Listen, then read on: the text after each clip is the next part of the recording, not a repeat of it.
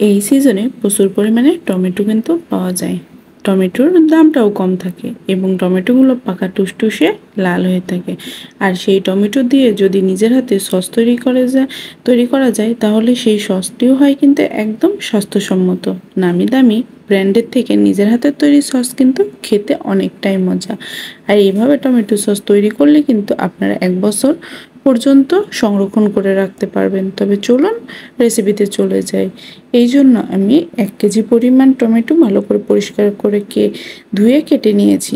এখন একটি প্যানের মধ্যে আমি টমেটোগুলো দিয়ে নিচ্ছি। এখানে কোনো এক্সট্রা কিন্তু জল ব্যবহার করা যাবে না। আর দিয়ে নিচ্ছি 1/2 চামচ লবণ আর একটি বড় পেঁয়াজ। সবগুলো উপকরণ দিয়ে আমি এখন ঢেকে হালকা আঁচে মানে মিডিয়াম আঁচে টমেটোটাকে সেদ্ধ করব। এই যে টমেটো থেকে কিন্তু জল অলরেডি ছাড়া শুরু করে দিয়েছি। এখানে যদি আপনি এক্সট্রা জল ব্যবহার করেন তাহলে কিন্তু রান্না করার সময় টমেটোর কালারটা নষ্ট হয়ে যাবে। কথা বলতে বলতে এখানে দিয়ে নিলাম 3টি লং আর দিয়ে নেব কিছু গোলমরিচ। লং আর গোলমরিচটা দিলে একদম দোকানের মতো পারফেক্ট টেস্ট আসবে এই টমেটো সসের। আর এখানে আমি কিন্তু একটি রসুন দিয়ে নিয়েছিলাম, যা আমার স্কিপ হয়ে গেছে। সব উপকরণগুলো আমি ভালো করে সেদ্ধ করে নিচ্ছি। টমেটোর থেকে জল বের হয়ে কিন্তু একদম টমেটোটা সিদ্ধ হয়ে গেছে। এই পর্যায়ে দিয়ে নিচ্ছি তেঁতুল। এখানে আমি 2 টেবিল চামচের মতো তেঁতুল ব্যবহার করেছি। আপনারা চাইলে তেঁতুলের কাঠটাও ব্যবহার করতে পারেন। সব উপকরণ কিন্তু আমি ভালো করে মিশিয়ে সামান্য কিছু সময় আরেকটু ফুটিয়ে নেব। খেয়াল রাখতে হবে টমেটোটা যেন পুরোপুরিভাবে সেদ্ধ হয়ে যায়। তাছাড়া কিন্তু এখানে টমেটো সসটা ভালো আসবে না। টমেটোগুলো আমার ভালো করে সেদ্ধ করার পরে আমি একটি ছাঁকনি দিয়ে ভালো করে ছেঁকে নিচ্ছি।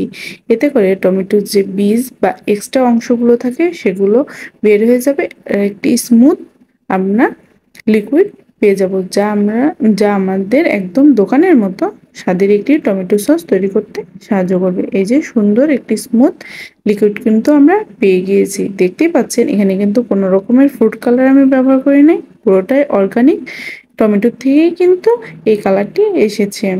এখন একটি প্যান হালকা গরম করে আমি মিডিয়াম টু লো আঁচে এই টমেটোর পিউরিটাকে ফুটিয়ে নেব। এর মধ্যে এখন আমি দিয়ে নিচ্ছি 3 চামচ চিনি।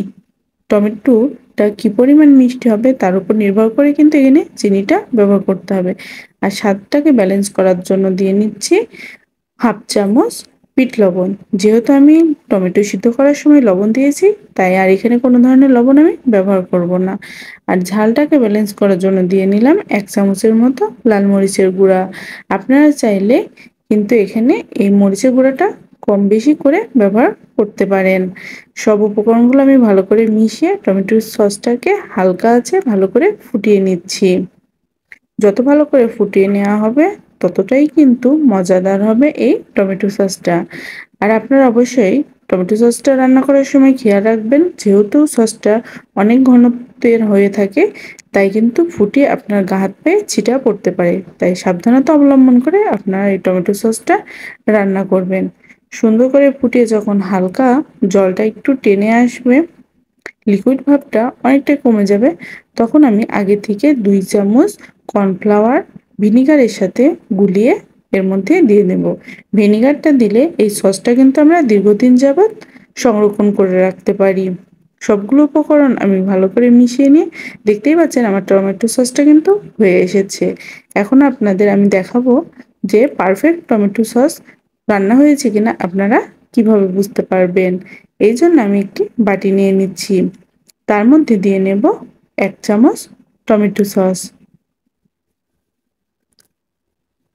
টমেটো সসটা দেওয়ার পরে আপনারা বাটিটা একটু নিচু করে ধরলেই বুঝতে পারবেন যে টমেটো সসটা যদি পুরোপুরি থিকনেস হয়ে থাকে তাহলে কিন্তু এইভাবে গড়িয়ে পড়বে, কোনো ছাড়া ছাড়া ভাব থাকবে না। আর যদি সসটা ভালোভাবে রান্না না হয়ে থাকে তাহলে কিন্তু তার মধ্যে একটি ছাড়া ছাড়া ভাব থাকবে। আমার যেহেতু টমেটো সসটা রান্না হয়ে গেছে আমি নামিয়ে নিচ্ছি। এটা এখন আমি 1 ঘন্টার জন্য রেস্টে রেখে ঠান্ডা করে নেব। ঠান্ডা করার পরে ফিরে আসছি। ঠান্ডা করার পরে আমি কিন্তু সসটাকে একটি পরিষ্কার কাচের জারে করে নিয়েছি। আমার এই রেসিপিগুলো যদি আপনাদের ভালো লেগে থাকে, আমার ইউটিউব চ্যানেল থেকে দেখে থাকেন, অবশ্যই আমার চ্যানেলটি সাবস্ক্রাইব করে রাখবেন, পাশে থাকা বেল আইকনটি ক্লিক করে রাখবেন, যেন আমি ভিডিও দেওয়ার সাথে সাথে আপনারা নোটিফিকেশন পেয়ে যান। আর আমার ফেসবুক পেজ থেকে দেখে থাকলে অবশ্যই আমার পেজটি ফলো দিয়ে রাখবেন, শেয়ার করবেন, বেশি বেশি করে কমেন্ট করবেন এবং একটি লাইক করবেন। আমার রেসিপিগুলো যদি আপনাদের পছন্দ হয়, ফ্রেন্ডস এবং ফ্যামিলির মধ্যে অবশ্যই শেয়ার করবেন, তারাও এই নতুন নতুন সহজ রেসিপিগুলো সহজেই পেয়ে যাবে। আর যারা এই কাজগুলো করে রেখেছেন তাদেরকে অনেক অনেক ধন্যবাদ আমার পাশে থাকার জন্য। আপনাদের যদি কোনো ভিডিও বা রেসিপি সাজেস্ট থাকে, অবশ্যই আমাকে কমেন্টের মাধ্যমে জানাবেন, আমি চেষ্টা করব সেই ভিডিওটি আপনাদের করে দেখানোর জন্য। আজকে এই পর্যন্তই, নতুন আরেকটি ভিডিও নিয়ে হাজির হয়ে যাব। ততক্ষণ পর্যন্ত সবাই সুস্থ থাকবেন, ভালো থাকবেন। ধন্যবাদ সবাইকে।